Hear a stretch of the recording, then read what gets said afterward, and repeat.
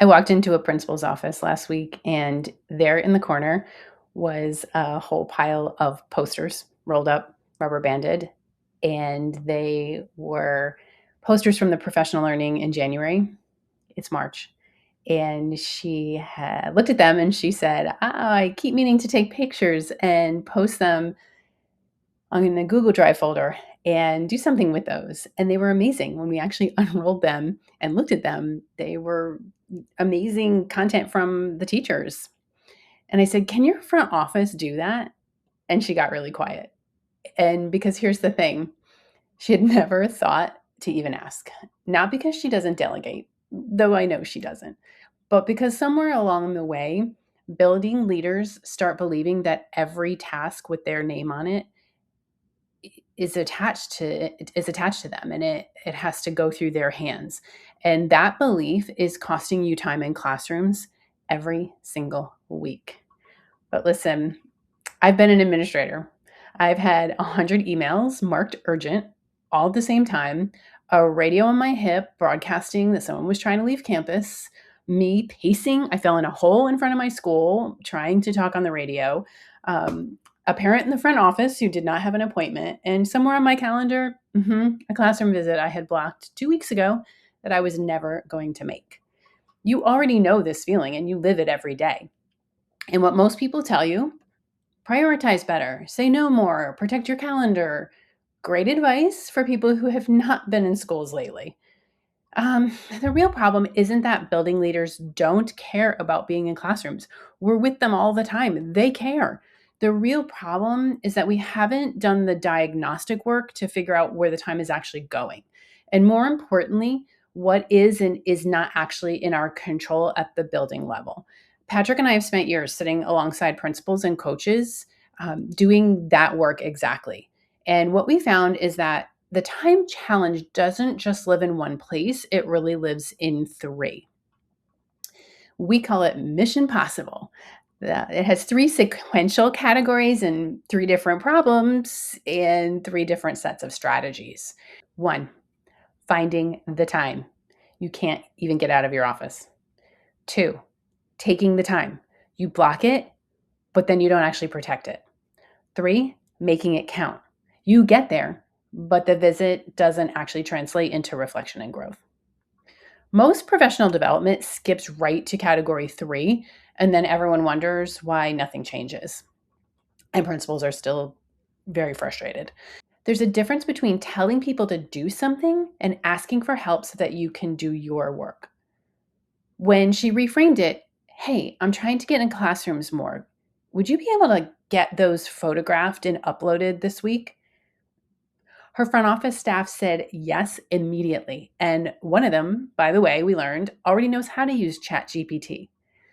Which brings me to the second move she made in that same conversation. She needed quick faculty meeting ideas to continue the conversation and pay that learning forward. But she also needed look fors for going out into classroom visits to be able to connect it all. 10 minutes later, she had, a menu of faculty meeting options, discussion starters, and a simple classroom look for guide that she could adapt. 10 minutes. The work that used to take 2 hours on a Sunday night. Now, this isn't about AI replacing her thinking. It's about delegating to our humans around us and to AI, both handling the preparation scaffolding so she can spend her cognitive energy on the work that requires her judgment, the work that only she can do. This is what finding the time actually looks like in practice. It's not a magic calendar fix, a series of small moves, some structural, some relational, some technological, that together start to clear the path. Second category, taking the time. Here's a story I see frequently in districts. Principal blocks them on his calendar. Monday, Wednesday, Friday, 10 to 10:30. Non-negotiable. First Monday, parent shows up, 9:55 unannounced. Principal takes the meeting, missed the visit. First Wednesday, assistant principal is out. He covers the building. Visit canceled. First Friday, he makes it. One visit, 12 minutes. Phone buzzes, he's pulled back in. So 1 visit in a week of 3 scheduled. And he told me, I just feel guilty leaving my office when the building needs me. That guilt is real. It's also a trap. Because here's what we found. The leaders who consistently get into classrooms don't have fewer fires. They have better systems for who responds to the fire while they're in a classroom. Taking the time means designing for the interruption, not surrendering to it. That means your assistant knows if you're in classrooms, they don't say, she's not at her desk. They say, she's out supporting teachers right now. Can I help you or schedule a time? That framing alone changes the culture. It also means doing walking referrals instead of calling students to your office. I just got an email last week from a principal who tried this small move because when you go to the classroom to handle something, you're in the middle of it. You see the lesson, you're present in the building. It's a small move with real results. Third category, making it count. You found the time. You protected it. You're in the classroom. Now what? Here's the challenge I see most often at this stage. An instructional leader spends 7 to 12 minutes in a classroom, writes 2 sentences on a sticky, great engagement today, and sticks it on the teacher's desk. And the teacher reads it, nods, and has no idea what to do with it. Making it count means your presence has to translate into reflection and growth. It needs to shift mindsets about your actual presence there. It supports trust. It's not observation as a compliance event. It's observation as the starting point for a conversation. That means before you walk in, you know what you're looking for. It means that when you leave, you're not just writing down what the teacher did, you're capturing evidence of what students were thinking and doing as a result. It means finding even 5 minutes to connect with that teacher about what you saw. In the hallway, at a data meeting, before the bell rings. Hey, I noticed when you asked that follow-up question, every hand went up. What were you thinking there? That's a 30-second conversation that really builds relationships and trust. It can sharpen practice and it feeds forward. That's what making it count looks like.